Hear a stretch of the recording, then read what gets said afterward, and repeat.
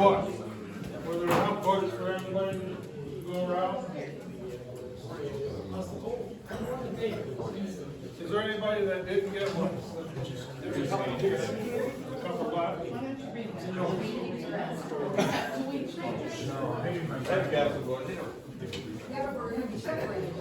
Not today.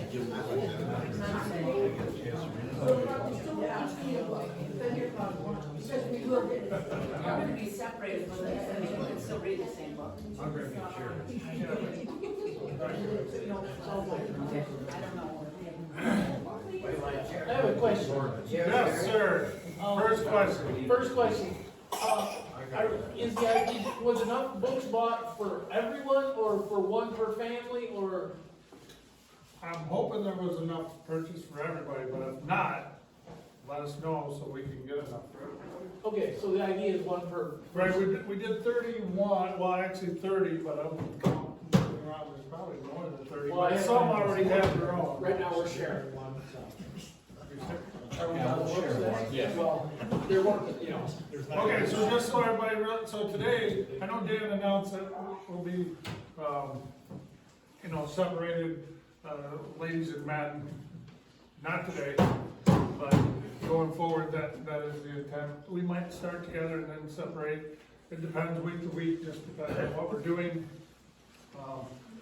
There is a purpose for that from the standpoint that, the scripture exhorts us as a body for the older man to teach the younger man, which I'm probably the younger one. So you guys gotta teach, I'm just standing up here. And the same thing for the ladies, but for that interaction, God prescribes that, and directs that in the scripture to us, for specific purposes. And so we don't really do that a lot, we do it some, but I know on Sundays when we gathered, we haven't, it's probably been a while since we've done that, but we're going through this, for this book, the 9 Marks of a Healthy Church. We decided that we would do that so that the men and the women can have some intimate interaction together. First question, on this book, the 9 Marks of a Healthy Church, this is a pastor who has a church in Washington, D.C. right now. Who's actually read this book prior? 1, 2, 3. Okay. So there are a few people who have read it. So it's interesting as we approach this, we're looking for a pastor. This guy wrote this book. He planted a church, and then was done planting the church, and then they were looking for a pastor. And this is what he wrote. He wrote a letter on these things to that church, saying, when you're looking for a pastor, these are the things that you should look for. Now, obviously, this man, he has studied the scriptures, and very, very well studied, and so this is what he lays out and thought would be for what a healthy church would be. So, when I read about him communicating to them as far as, okay, this is what you should look for when you're looking for a pastor. I remember the last time we looked for a pastor. Now, some of the deacons who were there, you're correcting me if my facts are a little bit wrong, but this is what I remember. So, when we first started looking, we sat down and, okay, some of the guys have been in a pastoral search before, some have not. But there was a fair amount of turmoil at the time. Maybe not outward, but there was a fair amount. I think it took us, as a deacon board, 3 months to agree on one thing. That's how long it took us to agree, just on one point. And that one point that we agreed on was that we will not move forward unless we're all in unity. if there was any dissension or any disagreement or anything at all, we didn't move forward. But it took 3 months to even get to that point. So why do I bring that up? Is that now we're looking again, and really, if you look through when Pastor Barber came, there was unity all the way through that. So, and there was peace, and that's a good thing. And so now those are things that we did as deacons. I think it's important now that we're gonna do this as a congregation, so that we go through things so that we're in unity, all as a whole body, continuing to go forward, so that we can have, that peace. So, I have a question, another question. This might go back quite a ways for some of you. Some of it's gonna be really, really fresh, and this is really for the ladies. To start with. Do you remember before you were married and you're getting ready for your wedding? What were you thinking about?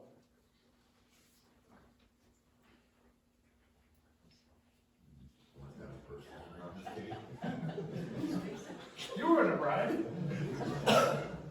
No, so for the brides, what were you thinking about before your wedding? What kinds of things were you thinking about?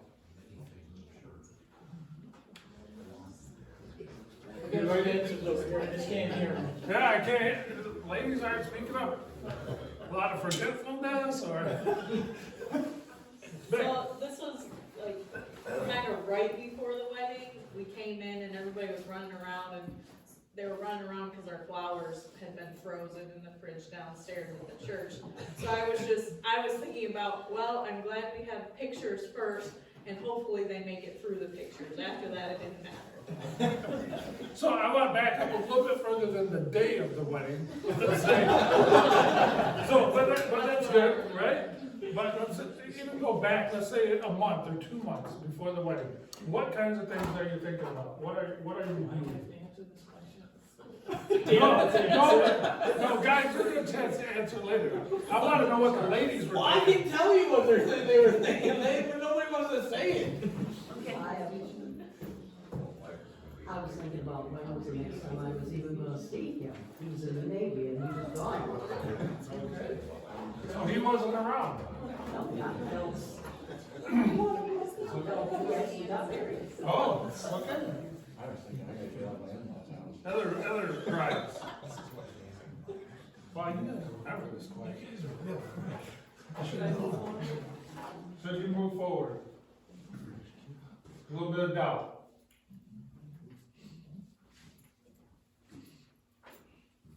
Some of you new ones. I know it's fresh on your mind. I guess like finances, like how are we gonna build our relationship? That kind of stuff.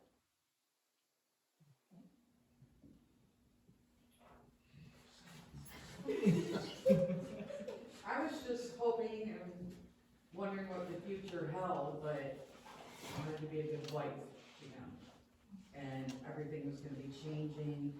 I had never left home before, so just nervousness and unfamiliarity and so. Anybody else? No, I'm not.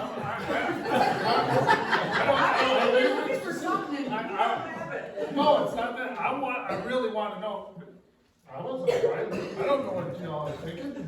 I'm curious. I mean, I have some ideas from, talking to Linda, but I'm curious, what are brides thinking about? Is this from a Christian point of view or what?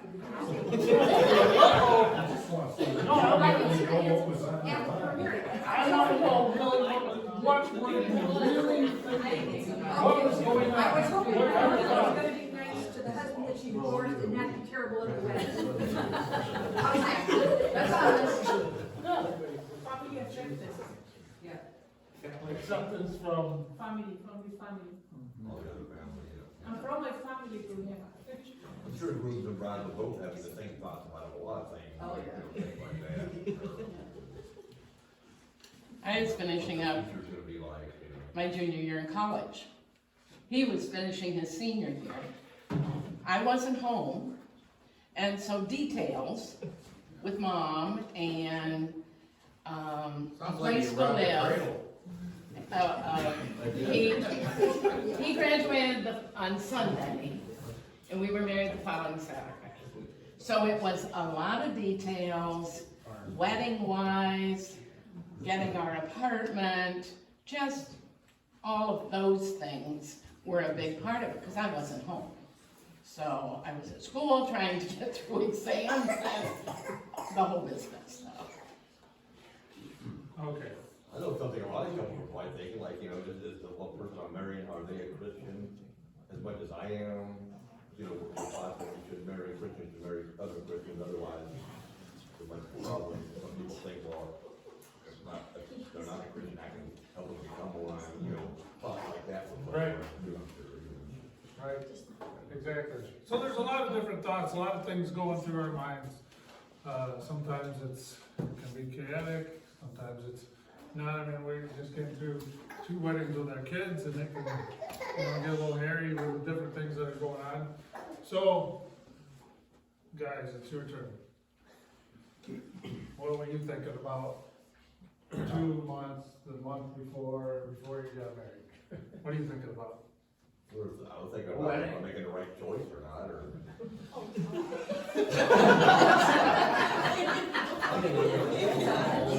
No, I mean, We thought maybe more than one. Oh, no.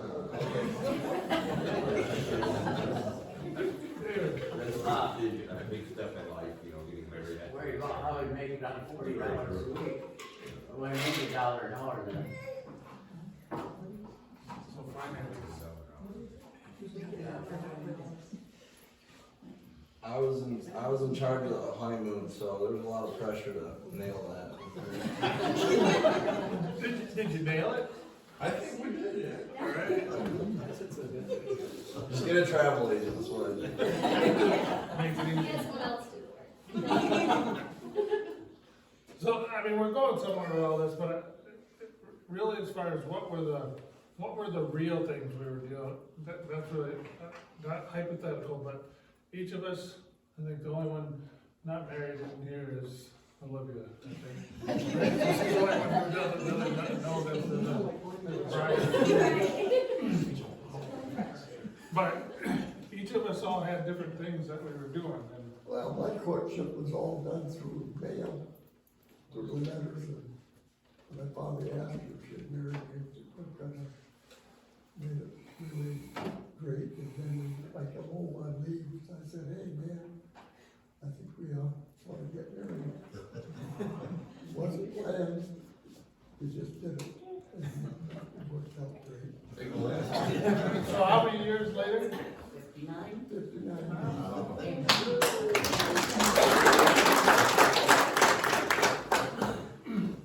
It had our ups and downs, though. Okay, who hasn't? Yeah. Right, we all have the ups and downs. So anyway, I asked those things because, for each of us, getting married is probably one of the most personal things we're ever gonna do. And so the church, this body, is the same, equated the same scripturally as the bride, all of us, and Christ as the groom, and what that interaction is. So if you look in the scripture, so the focus, and this is not anything I say is nothing that's directed at anybody, just, so sometimes I say things, and please don't be offended. I don't intend any offense to anybody. Is that in the scriptures, the focus for the church, the bride, is to focus on the groom and to be ready for the groom. And so we're gonna start, you know, reviewing in Deborah's book and scripture, what is a healthy church?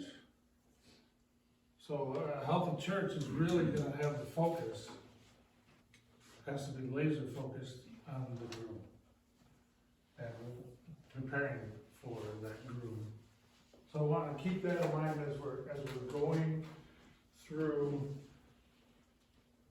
these things for a healthy church, because I think we would all agree a lot of times we get distracted. You know, just like when we all got married, we probably at times got distracted from our bride or our groom on things that just were noise at times. And that sometimes you get to the day of the wedding and it's like, let's just get this over with, you know, so we can move on, you know, all this stuff we just did. And so a way of pushing the noise out of the way so that as we look at what a healthy church is, that we're focused on the groom as we go through these items. And so today is just kind of an introduction to the nine points that this author writes. The one thing to keep in mind is that Scripture is going to be our authority. The book that Deborah has written is a good book, but he's not the authority. You know, Christ, the Scriptures, is the authority. That's what we want to make sure we don't vary from. But we want to have a lot of interaction so that we can understand. I mean, today, just hearing people talk, there's some personal things, I mean, just about your weddings, I never knew. You know, to get to know one another, not on a personal and deeper level, so that we're comfortable, we trust one another, we love one another. So, really want to do today is, what time is there left? 4:12. Okay, should be able to do this. Is if you can open up to the front of the book so you can see what these 9 things are. There's gonna be a lot of questions today. And this is gonna be like a surface flyover of Byron Baptist Church for the 9 marks. Just a surface flyover. And, because I know we've done the survey with Ken Floyd, but I don't think we really had any much discussion from one another. Ken presented it. So there's right there, we're Mark 1, expositional preaching. In the front of the book.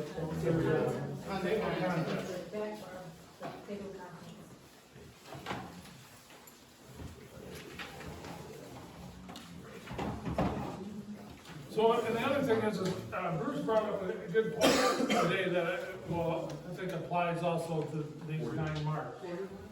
Is that our purpose is not to go through these 9 marks and, okay, we checked our 9 boxes and, yeah, I think we're doing all these things and we're good to go.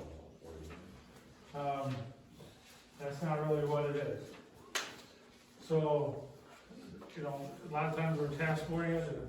Okay, I got my task done, I'm all set. And keep in mind our focus on the groom.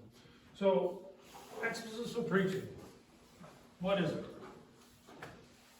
Anybody have any thoughts? Verse by verse. So starting in a book, we'll start on the first verse and go right to the end. It's typically not topical. That's the flip side. Other people will pick a topic and just throw a variety of stuff at it. Expositionally, we'll, like Rick said, more verse by verse, thought by thought, right through a passage. So that's the mechanism, right? The method that, as far as how it's approached. What's the purpose of expositional preaching? What's the author saying, not what is the preacher saying? Correct. What is the intended purpose coming from the person who's writing it? ultimately, in this case, from scripture, it's from God. So, we're gonna do a quick Q, put you a little bit on the spot. So, was Bruce topical or expositional today? Expositional. Correct. Last week, was Joshua topical or expositional? All right. So, here's the general question for Byron Baptist Church, and we can think back however long you want. In general, has the preaching at Byron been expositional or topical? Oh,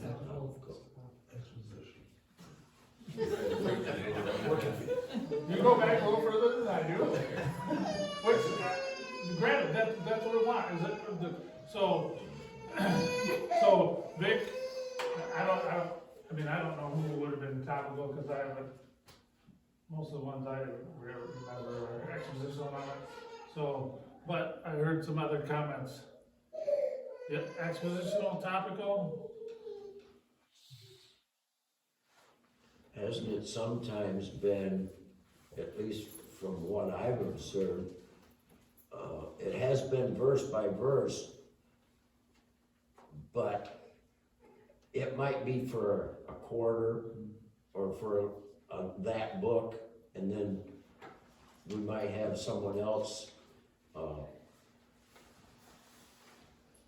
topical. Okay, so it's been both, without a doubt. And I think at times in Sunday school, it's been both, right? It's either going through a book sometimes, a written book by an author, or sometimes it's scripture. So Byron had been exposed to both. And so this author is making the case that expositional is the best method. That's what he's telling this church that he's writing to. So the question would be is, as we look for a pastor to go forward, would we be in agreement with that or not? And why or why not?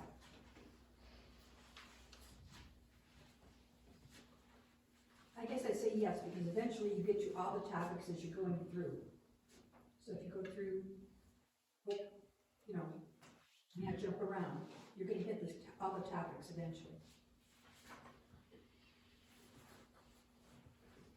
It's true, but I think there's value sometimes in topical preaching. For example, if you are going to preach marriage, it's awful hard to not utilize the scripture that's all over the place in here. When you're dealing with a subject. Right, a topic, exactly. So it's okay to do some of both, but I would say we want primarily expositional preaching. Yeah, sometimes everything isn't in one spot, you have to, what most different opinions are. Right, so really, any topic that we're going to ever encounter, certainly Scripture's gonna deal with that. And so with expositional preaching, pulling the ideas from what is written from the writer, that's writing from God's perspective, is that we get the ideas correct, that the ideas are coming correctly from Scripture, so that we don't go off on error. But it's not only the content, there's also things in the structure of how things are written as well. And we're not gonna go deep into that, but there are other mechanisms, whether than just the meaning of words. There's the way things are written that convey the meaning also. You might have answered it. I was gonna ask, does expositional preaching require that you start at the beginning of a book, or does it require that you start at the beginning of an idea? Can you start in the mid, for instance, right off the bat, I think of the love chapter in 1 Corinthians, you know, and you want to topical preach on love, can you start with 1 1 Corinthians 16, 13, and preach an expositional preaching, or is that topical preaching? Do you want my opinion? I don't know, I'm asking. So, yeah, give me an opinion. So, when we approach the scripture from, in your example, and not just, what I'll say, cherry picking, because the scriptures weren't written with all these numbers. They were written as basically letters conveying meaning and ideas. So, at the very least, we should stick to what the idea is for that. But the best method really is in full, so that we get the full meaning of the context of why that idea is where it's at. Can I say something? It would be equivalent to, if you think of it this way, taking a Christmas letter and starting on the 4th paragraph. If you did that. We would never do that, I would never do that to your Christmas letter that gets sent to me. So what he's basically saying, that if you want the whole context of the thing, you don't start in paragraph 4, you start up and put it together. Well, I'd say the first time you read something, you'd wanna read it, start from the back, and then you go back and review it again and read it in the future meeting. That's around initially, you wanna read it left to right, you know. Right, that's gonna give us the full context, full meaning. So, really my last question in regards to this is, so in general, for Vital Baptist Church, how do you think our health is related to expositional preaching? Good, mediocre, terrible? Pretty good. Would that be a general consensus, or? No right answers. These are, what is our assessment at this point? How do we look at it? I have one more question.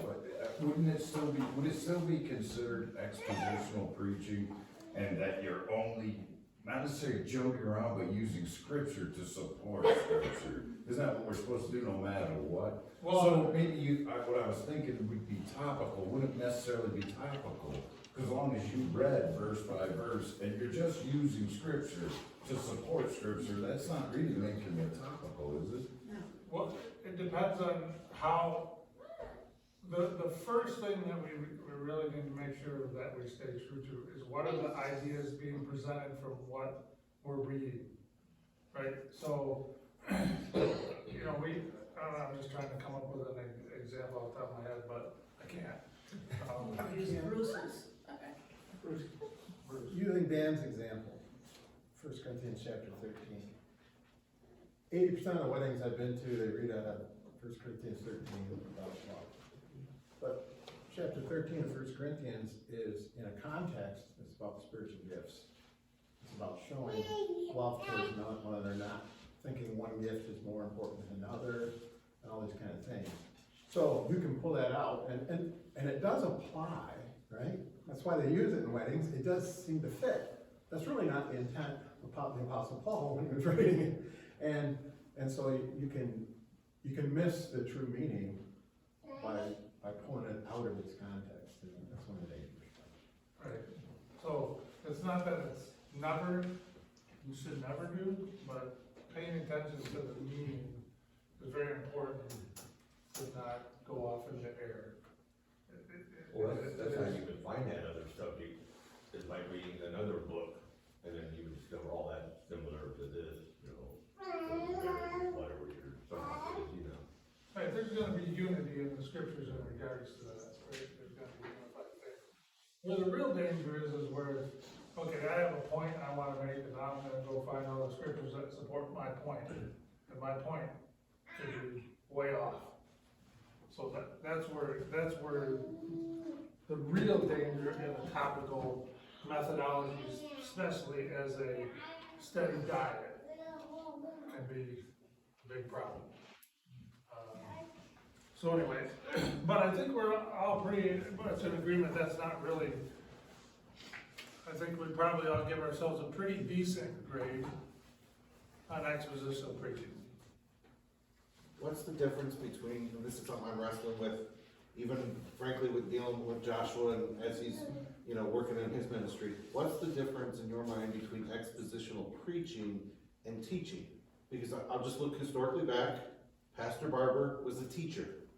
And sometimes I feel we got a lot more taught than preached that. And so where is the difference there? Is there a difference? For me, I don't really think there's much, it's, they're synonymous. You have church, and then you have You know. Sunday school, I would think, Sunday school would be teaching. Because we're still communicating some meaning to things. You know, so I look at more preaching, teaching more like a methodology. As far as, okay, am I on the corner and I'm proclaiming something loudly, or I'm somewhere proclaiming something loudly, where I look at teaching as a little more, subdued, but more interactive. Where preaching is a one-way street. Teaching, I think, is a little more interactive. You look, Jesus would go into the synagogue, he would read the,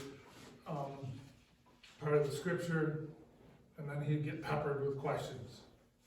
And he would answer them, you know? So that was really the methodology that happened in the synagogue. That wasn't just with him, but it would happen in a general methodology. So I look at it more not in the content, but the method is the difference.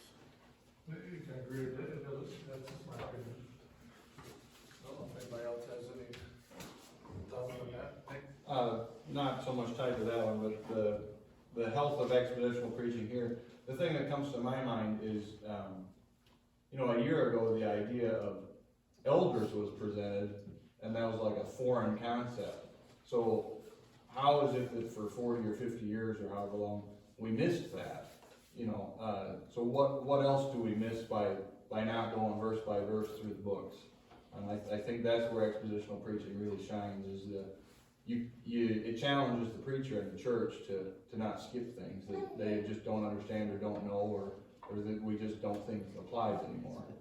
This book is gonna point out to you that if it's led by a man's topic, you're limited to the man. And if you read through the Bible, you're limited by God. So, you know, expositional actually is more God-led than person-led. Well, what's the definition of expositional preaching, and what other different types of preaching is there? I'm not familiar with all the different types. So generally, so if you just look at, diving in a little bit of the meaning, exposition means it's being exposed. You know, what's there is being exposed out to us and brought out to us. It's like the idea of even what Bruce had mentioned, the light in the dark. You know, it's taking what is hidden and it exposes it, reveals the truth of what's there to us. That's really the meaning of that. Expositional? Yeah. And what's another type then? What would another type be? So we compared it to topical, right, for where you're just picking something, one topic to go on, which you can still expose, right? Do some. Well, when you pick out a subject from the topical reading, you're not, I mean, I'm sure the person had read the whole book, I would assume, Sometimes. you know, before they pick a topic. I mean, that's how you find topics, by reading the book, and you find topics and things, and you refer back to them. You're not just picking it out of the dark, you already know what it, you know, the chapter was. Right, well, so there's things that are topical and then there are other things that go with it, right? You look at some of the bigger places that maybe even TV and things like that, where it's kind of got a social basis. It's not, the main thing for expositional is that it's based on the scripture. But there's a lot of preaching and teaching that doesn't get based on the scripture. It's life experiences or interaction with one another, you know, with other people, lots of different things that come into it where the scripture is not the basis. Like prosperity, you know, there's the whole prosperity thing. Prosperity gospel. Yeah. But they'll claim that it's scriptural, right? Because they're taking- So that's based on the scripture, so with an exposition, it really is going to, should, avoid being an error. You know, that we're doing the things that God prescribes for us, that He wants for us, desires for us. Sorry, that one a little longer. But that's okay, it's good discussion. Welcome to teaching. No, that's good. I don't think we're gonna be able to do a full flyover. That flyover's done. So, as we approach the, you know, as we start going through these, really the idea is that we're going to engage. You know, this author has ideas, we're gonna engage with those ideas, we're gonna engage with the scripture, how do they match up? And really that we're engaging with one another. That it's just not a one-way street, that we're being, really knit together. And do we understand this? Do we agree with this? And as we go forward, are we in unity as a body for these things? Because that'll be really important, not only for us, but for whoever the man is who comes. And he can see that we're in unity on these things, and this is what there is no mystery when he comes here. He's coming in to people who, a body that is healthy, wants to be healthy, and wants to work together for the kingdom. And who, you know, so God's preparing some man for that right now, for us, just as we're preparing. It's really the same picture of a marriage in some aspects, right? Is that, so man, God's preparing him, God's preparing us to come together as part of one body. So anyway, so that's initial thoughts. So the goal next, or what we'll plan on next week is we'll really, huh? 2 weeks. 2 weeks, I'm sorry. So, but, we'll be going into the first chapter of the exposition preaching. And then Lynn will be with the ladies, I'll be with the men. And so, yeah, not next week. You got a question? Yes.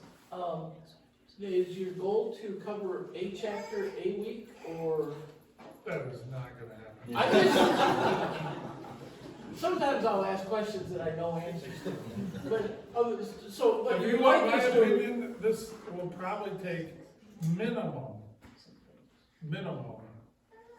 6 months. But you would like us to prepare ourselves for class by reading the whole first chapter, right? That's what I would recommend. It's If you 66 pages, the Yeah. first chapter. So the chances of getting through 66 pages is delusional. But here's the other thing, so. You can get a flyover. So we actually downloaded the audio version, and we've been listening to it as we drive different places. So if you're not like a big reader and sit down with your book, but you listen to your radio or listen to something on your phone, you download it, it's $20, and you got the whole audio book, and it goes through make sure you get the 4th edition if you do that, because that's what we have is the 4th edition. Does anybody have any other questions, comments, thoughts? Thanks for teaching us. Okay, you're welcome. All right, well, let's end with prayer. God, we're so thankful to you for who you are, and that you love us. You demonstrate your love to us every day. You demonstrate your mercy and your truth, and that your desire is always for us. I pray that our desires are to seek after you, to know you, and to make you known. And as we go forward each day,